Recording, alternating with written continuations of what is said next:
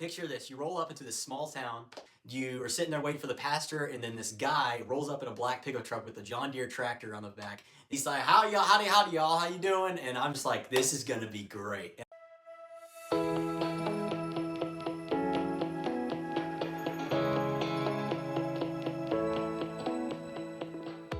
We ran a daycare for children in the afternoon, and in the morning we went out door to door evangelizing. Day camp was definitely my favorite because I was doing crafts with most of the older kids, and we got to have a lot of godly conversations. Like I got to teach some life tools for the first time to people I had never met before, and it was really fun.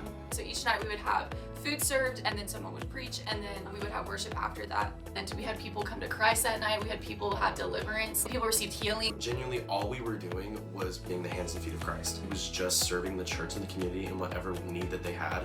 The church was really fired up to keep this going. I remember talking to some of them, and they were like, oh, I can't wait to go do door to door next week. They tasted and saw what Jesus did, and they saw that it was good, and they wanted to keep it going. It wasn't just going to be a 1 week mission trip, but it was going to be a lifestyle that they changed within their church.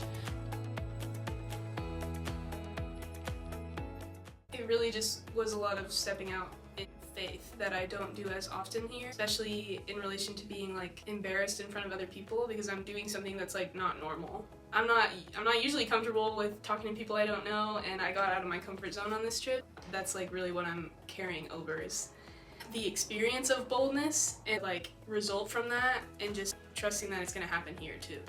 Like the first house literally told us, hey, so people might come at you with a shotgun, because that's the kind of area that we were in. And when I heard that, like immediately my first reaction was, oh my goodness, we're gonna die out here, we need to leave. But then I took a second and said, now hold up, I know that God is here and God is present and God is protecting us on this mission trip, or else he would not have sent us. So I know that in whatever way, shape, or form, I am protected.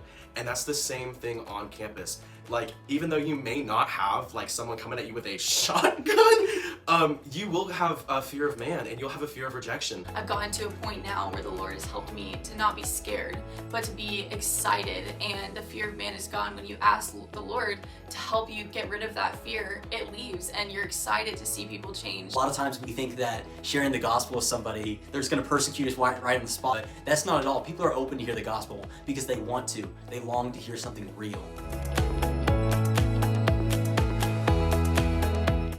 So the mission trip doesn't end.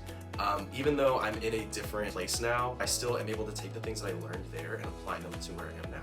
Like, I really have started to test myself to be more bold, like not even just be like more loud in my faith, but just anyone's coming at me with a conversation that's centered around, or maybe I can like bridge into a conversation about Jesus or about Christ, then I want to take that opportunity. We talk about boldness a lot, but when the moment comes to reach out and have that hard conversation maybe we're uncomfortable with, we get a little bit scared.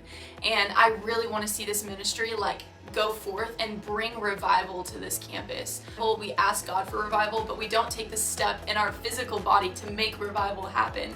And so I want to see revival happen on this campus. I want to see this entire campus fired up for Jesus, not just attending church on Sunday or Wednesday night, but fired up to see the gospel shared across the world.